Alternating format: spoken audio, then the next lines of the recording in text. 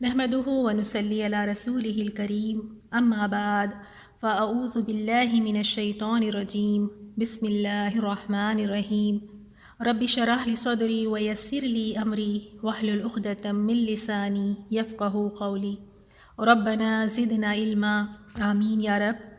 الحمدللہ آج ہم نیا سورہ شروع کریں گے۔ 28ویں پارے کا 5واں سورہ ہے سورۃ الجمعہ۔ مدنی سورہ ہے، 11 آیات ہے، اور رسول اللہ صلی اللہ علیہ وسلم جمعہ کی نماز میں اس سورہ مبارکہ کی اور سورۃ المنافقین کی تلاوت کیا کرتے تھے۔ جمعہ کا لفظ جمع ہونے سے نکلا ہے۔ جمعے کے دن دیکھیں آپ کی جو ہفتہ بھر بھی نماز نہیں پڑھتے، وہ کسی طرح جمعہ کے دن آ کے جمعے کی نماز ضرور ادا کرتے ہیں۔ اور یہ سورہ مسبحات میں سے ہے، یعنی ان سوروں کو مسبحات کہتے ہیں جن کا آغاز، جن کی ابتدا اللہ تعالیٰ کی تسبیح کے ساتھ ہو رہی ہے۔ تو جیسے ہم نے پہلے بھی سیکھا کہ قرآن میں اس طرح کے 7 سورے ہیں جنہیں مسبحات کہا جاتا ہے۔ سورۃ الاسراء، سورۃ الحدید، سورۃ الحشر، سورۃ الصف، سورۃ الجمعہ، سورۃ التغابن اور سورۃ الاعلیٰ، ان سوروں کو مسبحات کہا جاتا ہے۔ تو ہم دیکھیں گے اس سورے میں آیت نمبر 1 سے 4 میں ہر چیز اللہ تعالیٰ کی تسبیح بیان کرتی ہے، اس کا ذکر ہے، اور آپ رسول اللہ صلی اللہ علیہ وسلم کو رسول بنا کر بھیجا، یہ ہم سب کے لیے ہم سب پر ایک بہت بڑا احسان ہے، تو اس بات کا ذکر ہے۔ اور ساتھ میں یہ بھی کہ رسول اللہ صلی اللہ علیہ وسلم صرف عرب لوگوں کے لیے نہیں تھے، بلکہ عرب اور نان عرب یعنی عرب اور عجم سب کے لیے آپ کو رسول بنا کر بھیجا۔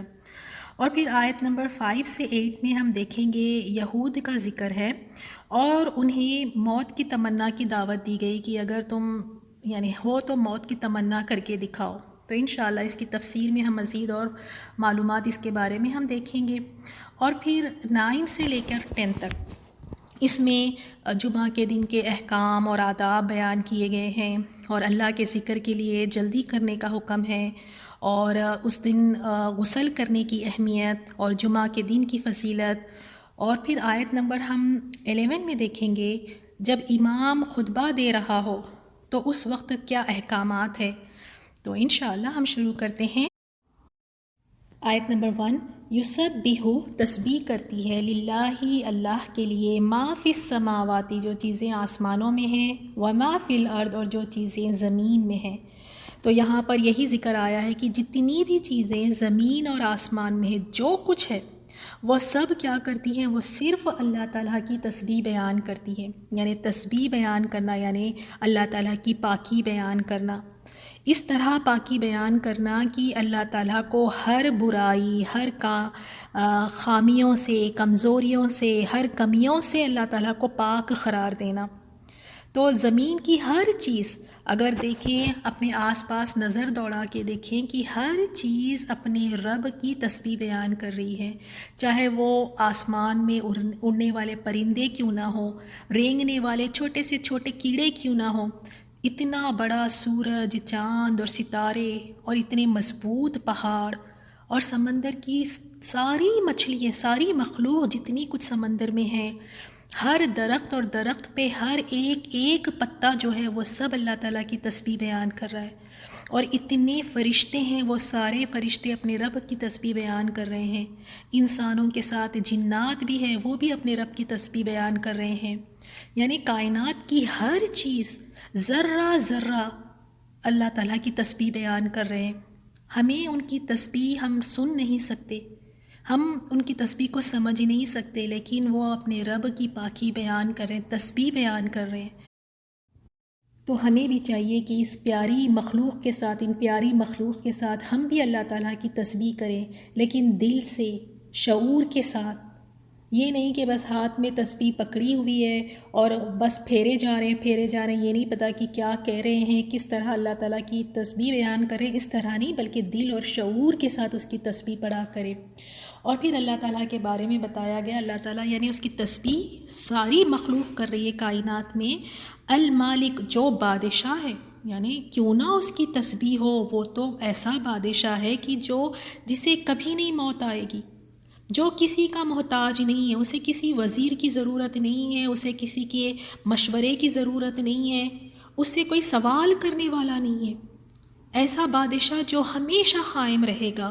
القدوس نہایت پاکیزہ ہے، وہ خود بخود پاک ہے، اس میں کوئی کمزوریاں نہیں ہے، کوئی برائی نہیں ہے، وہ بہت پاک ہے۔ العزیز نہایت غالب ہے، بہت زوراور ہے، عزت والا ہے، اس کا زور چلتا ہے اور اس سے کوئی پوچھنے والا نہیں، ساری اتھارٹی اس کی ہے، وہ جو مرضی چاہے کرے، سارے اس کے پاس اختیارات ہیں، وہ العزیز ہے۔ اور عزیز ہوتے ہوئے یعنی ساری اختیارات اور پاور اور اتھارٹیز اس کے پاس ہے، اسے کسی کو جواب دینے کی ضرورت نہیں ہے، لیکن اس کے بعد بھی وہ الحکیم ہے، وہ حکمت والا ہے، اس کے ہر کام میں کوئی نہ کوئی حکمت ہوتی ہے، الحکیم ہے۔ تو اس کی ساری کائنات تسبیح کر رہی ہے، کون؟ جو مالک ہے، جو قدوس ہے، جو العزیز ہے، جو الحکیم ہے۔ نیکسٹ آیت میں ہم دیکھتے ہیں، آیت نمبر 2 میں، هو الذی، وہ ذات ہے جس نے، یعنی اللہ تعالیٰ کے بارے میں پہلے تو اللہ تعالیٰ کی دیکھیں اتنی ساری صفات بتائی گئی کہ یہ وہ ذات ہے، پھر فرمایا کہ یہ وہ ذات ہے، بعث بھیجا فی الامیین ان پڑھوں میں، رسولاً ایک رسول، منہم انہی میں سے، یتلو وہ تلاوت کرتا ہے۔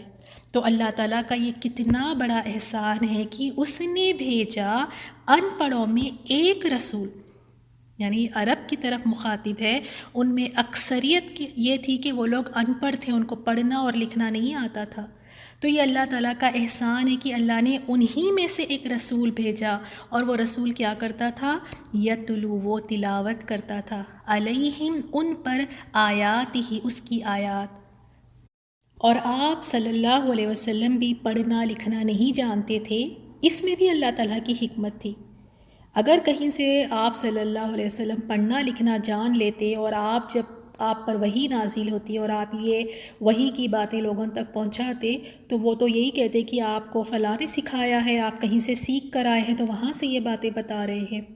تو رسول صلی اللہ علیہ وسلم کو بالکل نہ پڑھنا آتا تھا نہ لکھنا آتا تھا، تو اللہ تعالیٰ نے ان پڑھوں کے بیچ میں جنہیں پڑھنا لکھنا نہیں آتا تھا آپ کو رسول بنا کر بھیجا، اور آپ کیا کیا کرتے تھے؟ ان پر آیات کی تلاوت کرتے تھے۔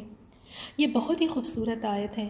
ہم اس میں دیکھیں گے کہ اگر واقعی ہم نے کسی کو دین کی طرف اگر بلانا ہے، ہم چاہتے ہیں کہ ہم اللہ کے دین کو آگے پہنچائیں، تو اس میں ہمیں بہت اچھے ٹپس ملیں گے اور بہت اچھا طریقہ ملے گا کہ ہم نے کرنا کیسے ہے، کیونکہ آپ صلی اللہ علیہ وسلم کو اللہ تعالیٰ نے رسول بنا کر بھیجا، اور آپ نے دین لوگوں تک کیسے پہنچایا؟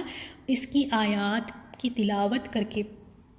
آپ صلی اللہ علیہ وسلم یعنی کسی کو بھی اگر اسلام کی دعوت دیتے تو وہاں پر کوئی ایسے لمبے چوڑے لیکچر نہیں ہوتے یا کوئی اور دوسری باتیں نہیں، بلکہ قرآن کی آیات کی تلاوت کرتے تھے۔ اور کتنے سارے صحابہ اکرام صرف قرآن کی آیات سن کر اسلام لے آئے تھے۔ عمر رضی اللہ تعالیٰ عنہ کے بارے میں ہم سب جانتے ہیں کہ آپ نے قرآن کی آیات سنی اور آپ اسلام لے آئے۔ تو آپ صلی اللہ علیہ وسلم لوگوں کو اللہ تعالیٰ کی آیات پڑھ کر سنایا کرتے تھے، ان کی تلاوت کر کے سنایا کرتے تھے۔ اور اللہ تعالیٰ کے کلام میں تاثیر ہے، یہ قرآن میں ایک ایسا اثر ہے کہ لوگوں کو اپنی طرف کھینچتی ہے، یہ لوگوں کے دلوں کو نرم کرتی ہے، اس میں ایک تاثیر ہے۔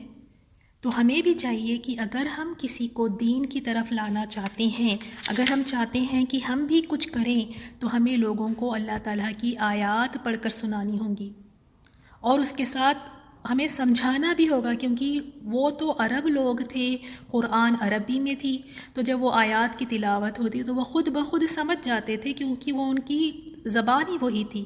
لیکن آج اگر ہمیں کسی کو آیات سنانا ہو تو ہمیں پھر اس کا ساتھ میں ایکسپلینیشن بھی تھوڑا سا دینا ہوگا۔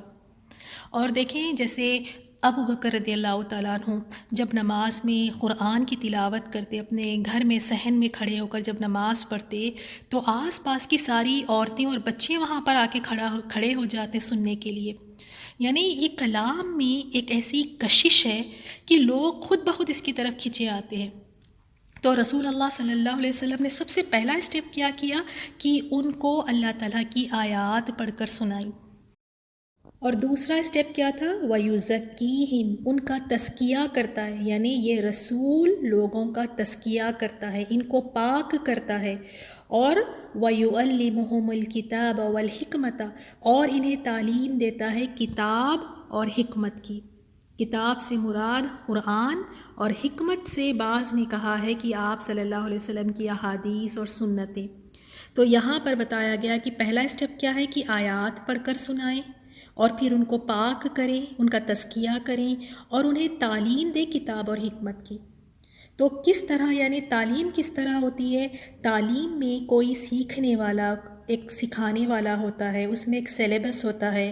جب تعلیم حاصل کرتے ہیں تو اس کے لیے لکھنا، پڑھنا، اسے یاد کرنا، اسے سمجھنا، اسے غور و فکر کرنا، یہ ہے تعلیم۔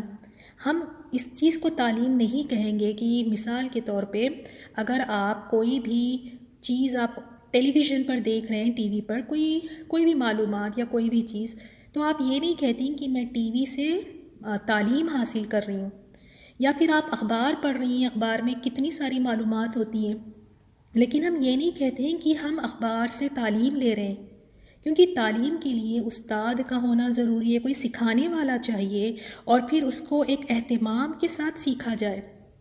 تو جو آج کل ہم اس سے غافل ہیں، ہم آج کل دنیا جہان کی چیزیں دیکھیں گے، لیکن جو ایک صحیح طریقے سے تعلیم حاصل کرنا ہے اس سے ہم غافل ہیں، ہم اس کی طرف آنا نہیں چاہتے، کیونکہ جب ہم تعلیم صحیح طریقے سے لیں گے تو پھر ہم تزکیہ بھی کر سکیں گے۔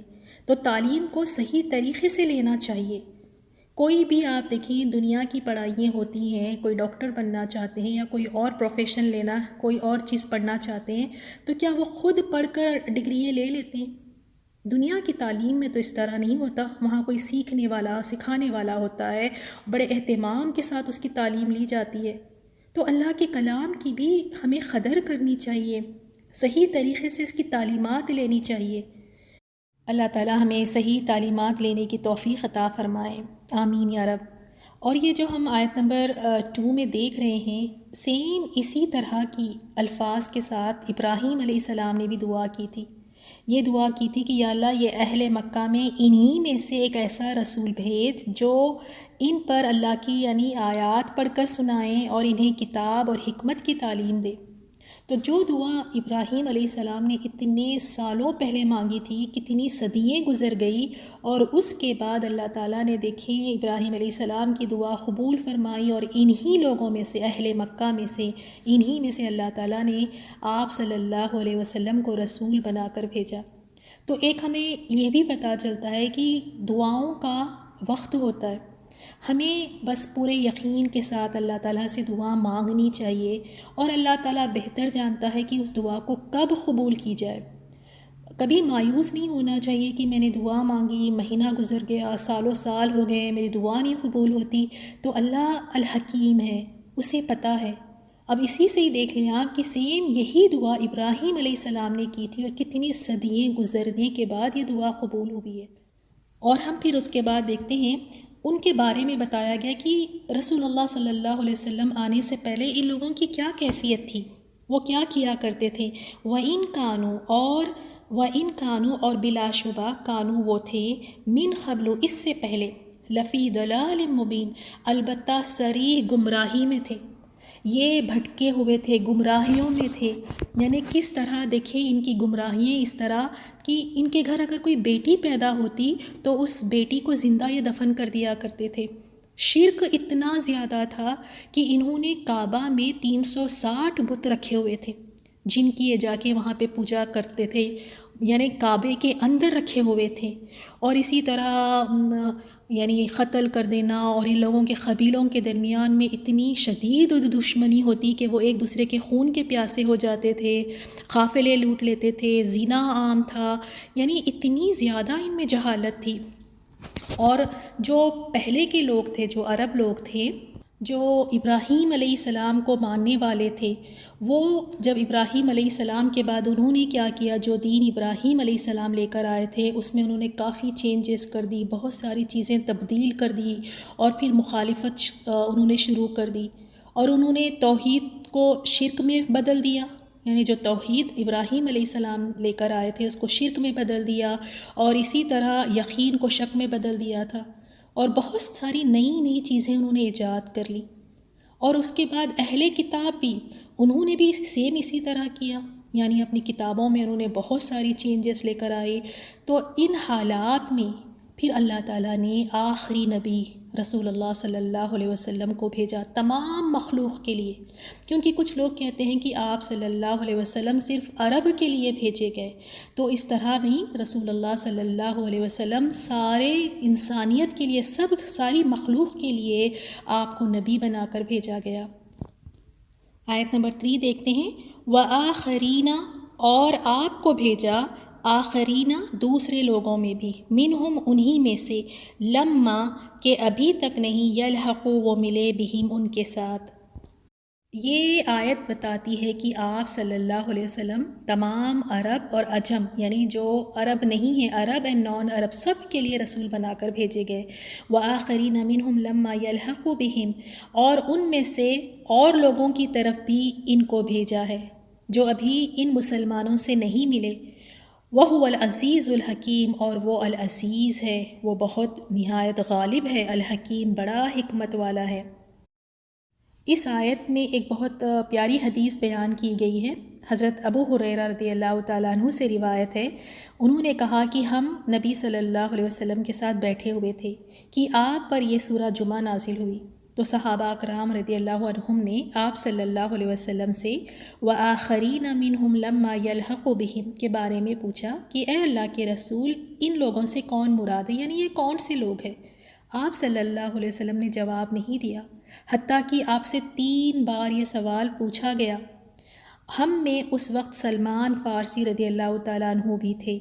رسول اللہ صلی اللہ علیہ وسلم نے اپنا ہاتھ سلمان فارسی پر رکھا، پھر فرمایا اگر ایمان ثریا پر بھی ہوتا، یعنی ثریا ایک ستارے کا نام ہے، تو اگر ایمان ثریا پر بھی ہو تو ان میں سے کچھ لوگ، یا آپ صلی اللہ علیہ وسلم نے فرمایا کہ ایک آدمی اسے حاصل کر لے گا۔ اسے امام مسلم اور ترمذی اور نسائی اور ابن ماجہ نے روایت کیا ہے۔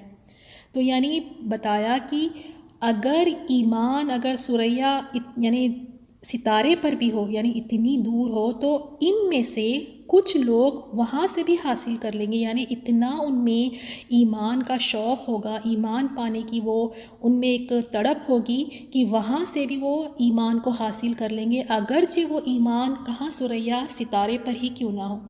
تو اس آیت میں وآخرین، اور آپ کو بھیجا دوسرے لوگوں میں بھی، یعنی یہ دوسرے لوگ کون سے لوگ ہیں؟ تو تفسیر میں آتا ہے کہ اہل فارس اور اہل روم۔ اسی وجہ سے آپ صلی اللہ علیہ وسلم نے اہل فارس اور روم یعنی پرشیا اور روم کی طرف لیٹرز بھیجے، میسیجز بھیجے ان بادشاہوں کی طرف، اور ان کو دین لے کر آنے کی، یعنی دین پر قائم رہنے کی، دین کی دعوت ان کو دی۔ اور دوسری تفسیر یہ بھی ہے وآخرین سے مراد یعنی جتنے بھی غیر عرب لوگ ہیں، جتنے غیر عرب لوگ رسول اللہ صلی اللہ علیہ وسلم کی تصدیق کرتے ہیں، جو ایمان لے کر آئیں قیامت تک، وہ ان میں شامل ہیں۔ وَهُوَ الْعَزِيزُ الْحَكِيمُ، و نہایت غالب اور بڑی حکمت والا ہے۔ نیکسٹ آیت ہے ذَلِكَ فَضْلُ اللَّهِ، یہ اللہ کا فضل ہے، یُؤْتِیہِ وہ دیتا ہے یہ فضل، مَن یشاء جسے وہ چاہے۔ کس فضل کی بات ہو رہی ہے یہاں پہ؟ کہ یہ اللہ تعالیٰ کا بہت بڑا فضل ہے، اور جسے وہ چاہے وہ اسے عطا کرتا ہے۔ اور یعنی اللہ تعالیٰ نے محمد صلی اللہ علیہ وسلم کو جس عظیم و شان نبوت سے سرفراز فرمایا اور آپ کی امت کی طرف آپ کو بھیجا، تو یہ اللہ تعالیٰ کا آپ پر اور آپ کی امت پر بہت بڑا فضل ہے۔ رسول اللہ صلی اللہ علیہ وسلم پر بھی بہت بڑا فضل ہے، اور یہ ہم سب پر بھی ایک اللہ کا بہت بڑا احسان ہے کہ آپ کو نبی بنا کر ہماری طرف بھیجا۔ اور واقعی یہ ہم سب پر اللہ تعالیٰ کا بہت بڑا احسان ہے کہ آپ کو نبی بنا کر، رسول بنا کر بھیجا۔ ان کی طرف بھی دیکھیں کس طرح ان میں جہالت تھی، شرک کیا کرتے تھے، زنا، شراب پینا، اپنی بچیوں کو زندہ دفنا دینا، اور پھر جب ان کا تزکیہ ہوا، جب ان پہ آیات کی تلاوت کی گئی، انہیں تعلیم دی گئی کتاب کی اور حکمت کی، تو کس طرح وہ گمراہیوں سے نکل کر پھر کس یعنی اعلیٰ مقام پر پہنچ گئے۔ اللہ تعالیٰ نے فرمایا کہ اللہ ان سے راضی ہے اور یہ اللہ سے راضی ہے، اللہ ہم سے بھی راضی ہو جائے۔ تو یہ اس طرح کا ان کا تزکیہ ہوا، اور یہ اتنی بڑی نعمت ہے، ہم پہ اتنا بڑا احسان ہے اور ہم اس کی قدر نہیں کرتے۔ رسول اللہ صلی اللہ علیہ وسلم کی بتائی ہوئی تعلیمات آج ہمیں بیکورڈ لگتی ہے۔ جو طریقہ انہوں نے بتایا اسے اپنانے ہم شرماتے ہیں۔ جس طرح کھانے کی سنت ہے وہ کھانا اس طرح سے کھانا ہم لوگوں کے سامنے کھانا شرماتے ہیں کہ لوگ کہیں ہمیں بیکورڈ نہ سمجھیں۔ اس طرح نہ ہم پہننا اوڑھنا چاہتے ہیں، نہ اس طرح کے ہم معاملات اور رویہ رکھنا چاہتے ہیں جس کو اللہ تعالیٰ نے خود فرمایا کہ یہ تم سب پر ایک بہت بڑا احسان ہے۔ رسول اللہ صلی اللہ علیہ وسلم نے ہمیں وہ ساری باتیں بتائی جس کے ذریعے ہم اللہ کو راضی کر کے جنت میں جا سکتے ہیں۔ وہ ساری چیزوں سے منع فرمایا جن چیزوں سے اللہ ناراض ہوتا ہے اور جن کے کرنے کے بعد جہنم کے مستحق ہوتے۔ تو یہ کتنا بڑا احسان ہے کہ ہمیں ساری چیزیں بتا دی کلیئرلی، اور ہم پھر بھی اس پہ توجہ نہیں دیتے، اسے ہم بہت ہی لائٹ لے لیتے ہیں، سنجیدہ نہیں ہوتے ان باتوں پہ۔ اور اللہ کہہ رہا ہے کہ دیکھو یہ تم پر بہت بڑا احسان ہے، یہ احسان ہے کہ ایک نبی تمہارے پاس بھیجا جو تمہیں ہر چیز بتاتا ہے۔ آج ہمیں دنیا جہان کی چیزیں سیکھنے میں انٹرسٹ ہے، اگر انٹرسٹ نہیں ہے تو رسول اللہ صلی اللہ علیہ وسلم کی بتائی ہوئی تعلیمات پر۔ اللہ تعالیٰ ہم سب کے شوق کو بڑھا دے کہ ہم رسول اللہ صلی اللہ علیہ وسلم کی بتائی ہوئی تعلیمات کو سیکھیں، سمجھیں اور اس پہ عمل کریں اور اس نعمت کی قدر کریں۔ واللہ ذو الفضل العظیم، اور اللہ تعالیٰ عظیم فضل والا ہے۔ اللہ تعالیٰ جسے چاہے اپنا فضل عطا فرمائے۔ ہم بھی آج اللہ تعالیٰ سے مانگتے ہیں کہ یا اللہ ہم پر بھی تو رحم فرما، یا اللہ تو ہمیں بھی اپنے فضل میں سے عطا فرما۔ اللہ تعالیٰ ہم سب کی بخشش فرمائے اور اللہ تعالیٰ ہمیں ہمارا بھی تزکیہ کر دے، اللہ تعالیٰ ہم سب سے راضی ہو جائے، آمین یا رب۔ سبحانک اللہم و بحمدک، نشہد ان لا الہ الا انت، نستغفرک و نتوب الیک۔ السلام علیکم و رحمۃ اللہ وبرکاتہ۔